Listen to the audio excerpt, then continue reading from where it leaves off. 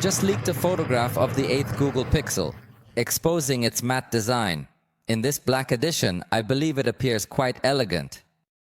The images have been posted by a user named TechDroider, and it is definitely also appreciated that it has noticeably wide bezels on the front, in the purest Samsung style, without much interest in making it look modern in this part, since it will be a device with a much more affordable price catering to a wider range of consumers.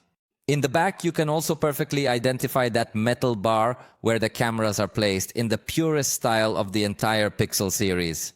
They say that this Pixel 8 is going to have a G-Tensor processor with a 6.1-inch OLED screen with 120 Hz.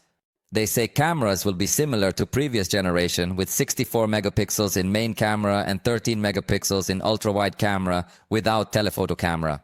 Obviously, this device has not been presented yet, so remember that a leak is not a presentation, but these photographs seem to be very real and can give us a clearer idea of how this new release will look.